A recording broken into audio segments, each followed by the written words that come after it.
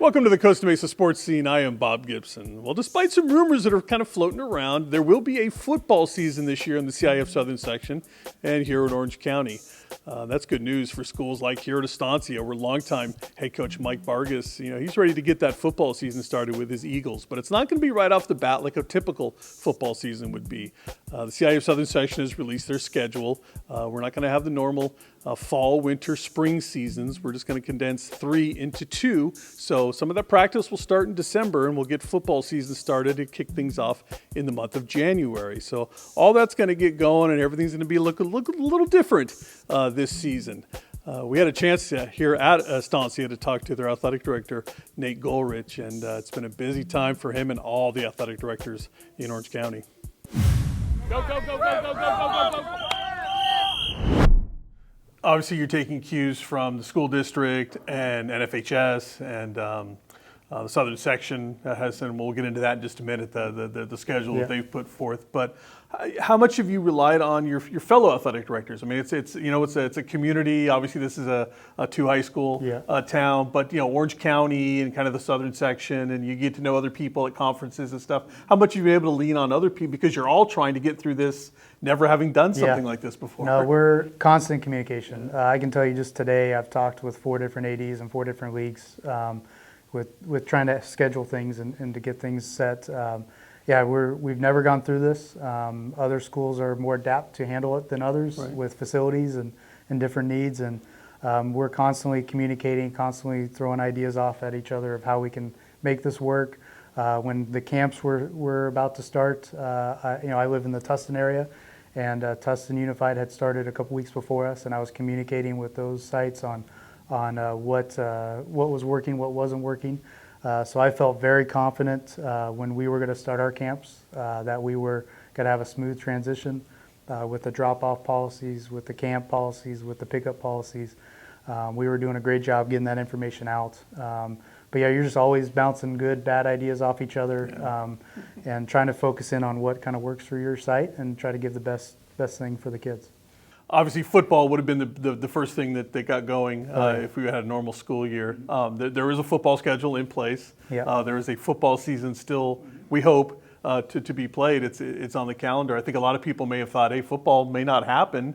I think football is the one sport that's been the big bone of contention. Yes. I would imagine from your standpoint as well. Yeah, mine and CIF, there's no denying football runs things. Sure. It's a very popular, very money-making driven sport. And then for us, on the backside of that, remember, we didn't get to play in our stadium last year because of the turf issues. Right. So then to throw off like, hey, we might not play another year would have just been devastating for our kids. So I'm glad that we're able to get a full season in, while other sports maybe have lost a week or two.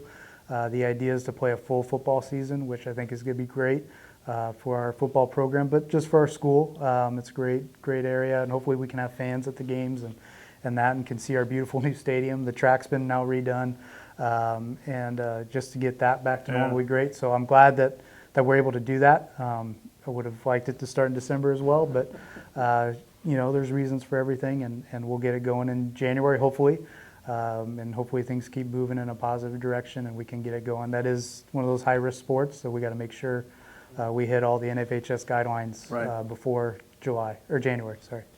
Yeah, I know, right? It's everything's changed so many times, and even as we're sitting here, things could still be changing, right? Definitely. That's literally how this has happened. It seems like every day there's new information coming out, and that's part of what Southern Section. Everybody was kind of holding their breath, waiting for that schedule to come out. Were you a fan of what Southern Section did, taking 3 seasons? We usually have a fall, a winter, and a spring season. Now we're just going to have the 2 seasons. Some of the sports got mixed around.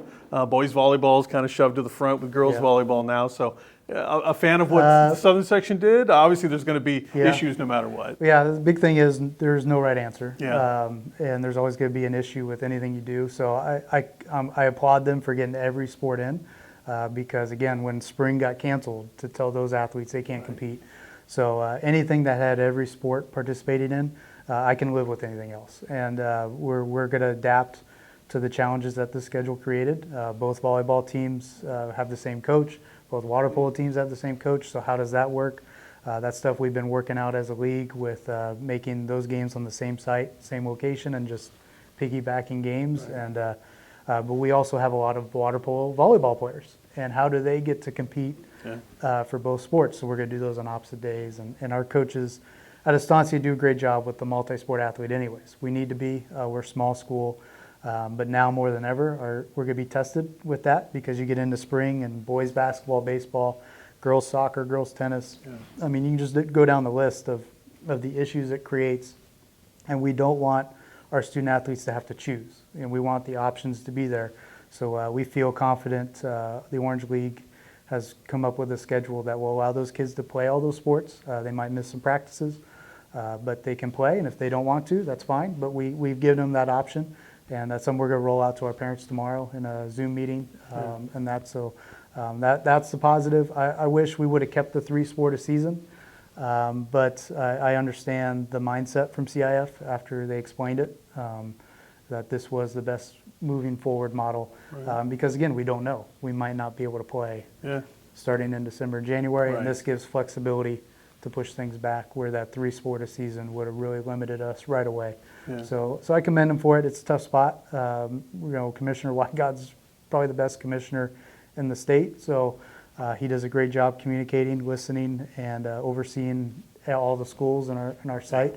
And it's a lot of schools. Yeah. So for him to, them to come up with this and that, we just got to make it work. Yeah. And in the end, nothing would have made it great. Just like a school schedule sends off issues. No, nothing right now is going to be perfect. We just have to live with what we got and do the best we got and do what's best interest of our kids. And if we can do that, we'll make it happen. Go, go, go, go, go, go, go, go, go. Well, we're all itching to get the Eagles back on the playing fields and in the pools and on the courts, and especially when those competitions come up, those Battle for the Bell games with the Mustangs. Everybody's itching to see those again. But make sure you got your mask with you. We can all get back to normal here at some point, and we can get back to competition right here in the city of Costa Mesa. For the Costa Mesa Sports Scene, I am Bob Gibson.